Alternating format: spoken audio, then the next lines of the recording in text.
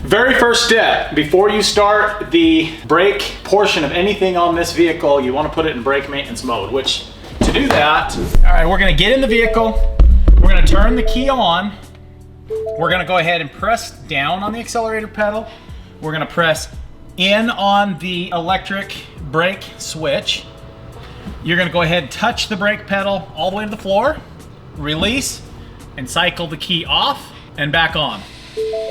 Okay, so you hear that noise? That's putting it into brake maintenance mode. So continue to hold until it's done. All right, now you're gonna look on your screen and you're gonna see where it says check brake system, and it actually says brake maintenance mode on the screen. You wanna do that first so you don't do any damage to your electric brake boost module. Key off. Honestly, there's nothing out on the internet that I found that was a good video, and I've fought this many times. I've spent probably 100 hours on brakes to finally find all the right instructions and the right process to save you guys so much time. And so that's the purpose of this video, is to hopefully help you in not having to go through problems with brakes. So here we go. Let's jump into this video and we'll go from there. So right now I'm getting set up. Find yourself an adapter that you can adapt well to your reservoir. I like this one. This one is an Aris 18034 because it allows me to go over that both sides of it underneath where the threads are. Then I like to use a clamp and then clamp it on there tight, tighten this down, and then take a wrench and tighten that all the way down. Then I'll hook my hose up to it and slowly put pressure to it and make sure no leaks around it. But if I do that process, I can go all the way up to 50 PSI, no problem, without any leaks. Most any other ones, I fought and fought. So Amazon, not very much, I think 50, 60 bucks, Aris 18034. Get yourself a good pressure bleeder. I recommend one that you can hook up air pressure to. 150 bucks to get one, or maybe you can rent one at O'Reilly's or something. But if you're gonna be bleeding brakes, the whole pump method on the complex system of these, don't even plan on it. I'd say have a pressure bleeder. Highly, highly, highly recommend. Make sure you fill this up. Fill it up with enough fluid that you can completely complete the job without stopping and reintroducing air back into something. That's an important thing. So 2 gallons should be more than enough to bleed this through. You wanna make sure your fill bottle is all the way up to the fill line. Through this process, do not let it get down to a point where it introduces air through it.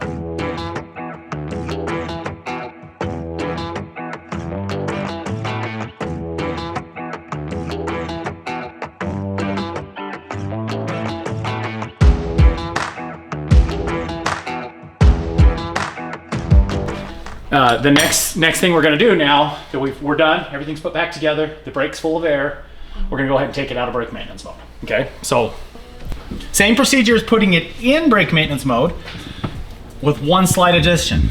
Key on, engine off, that stays the same.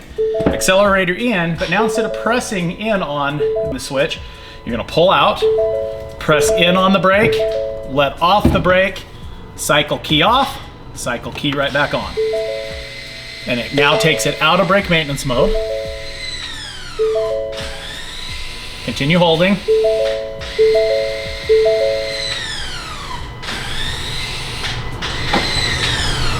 Okay, you're out of brake maintenance mode. Now it's gonna allow fluid to flow freely through all the valves and everything. If you go and start driving it right now, with air valve out throughout the system, all it'll take is just a little bit, it'll find that air bubble, and it's gonna throw a fit. Again, all I'm gonna do is put a bucket underneath each one of these.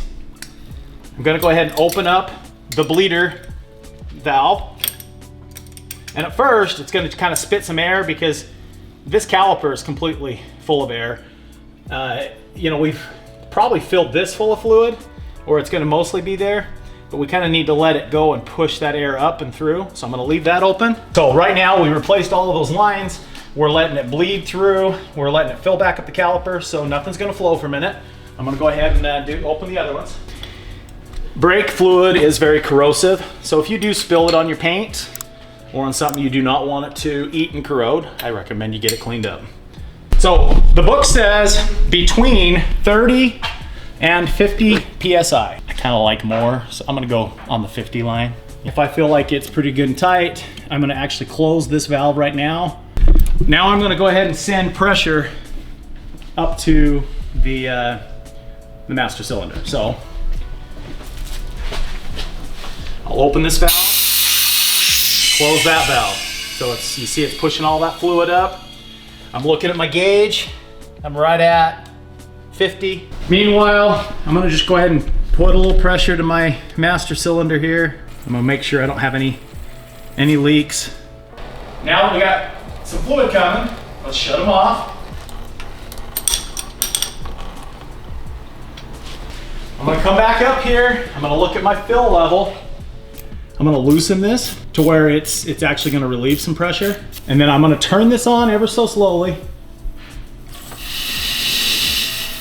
I'm pushing air out of my fill bottle. It is now full because it's starting to squirt oil out. Now we're gonna just make sure we don't leak.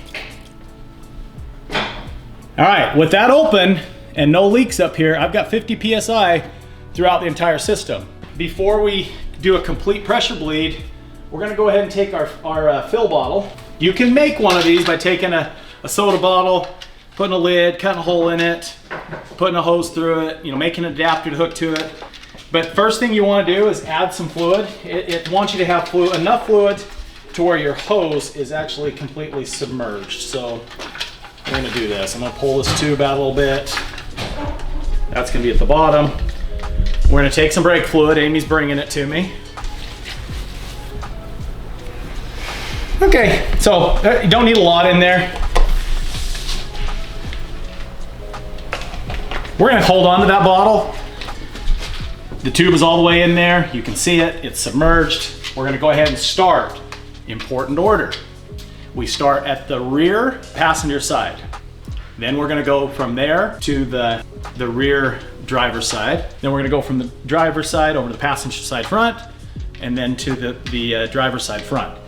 All we're doing right now is just bleeding bubbles. We're gonna go until we have no bubbles that we can see through this. I'm gonna go ahead and put it on there. Now, the book says 180 degrees. Now, if I just go 90 degrees, oil will come out, but it says to go 180 degrees. Now, I'm not seeing any bubbles. We're gonna continue this process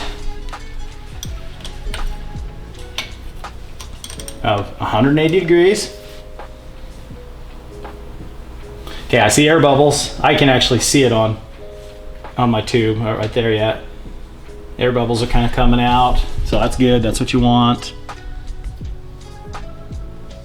But all right, I don't see any more air bubbles. So I'm gonna go ahead and shut that off. We're gonna move to the front passenger side.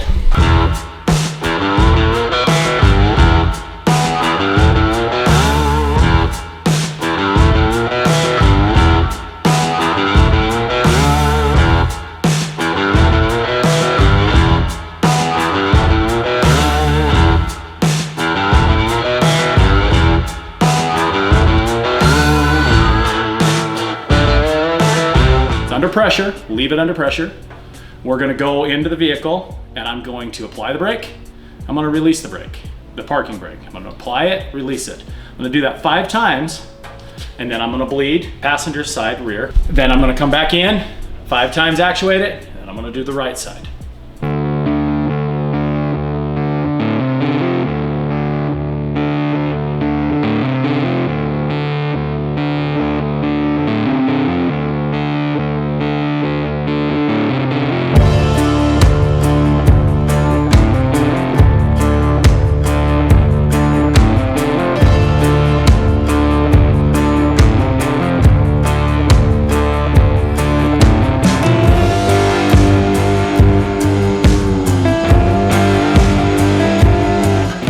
Again, it's a good idea first to just kind of let everything bleed through the system to kind of push out the air, then go through a series of these. Do it 5 times if you need to. I'm gonna make sure all these are tight, put the caps back on.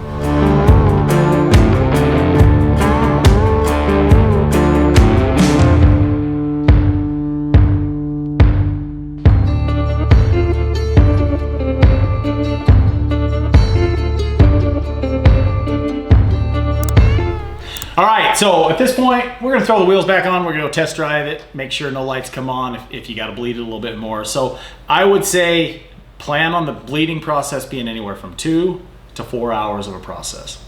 It's a little bit of work, but better than the 8 to 10 hours that it was taken with the pumping of brakes and trying to get it all cleared out. So hopefully you enjoyed this video, and hopefully this saves you a bunch of time, because I'll tell you, it's been a pain in the butt figuring this out. So don't forget to like and subscribe to our channel.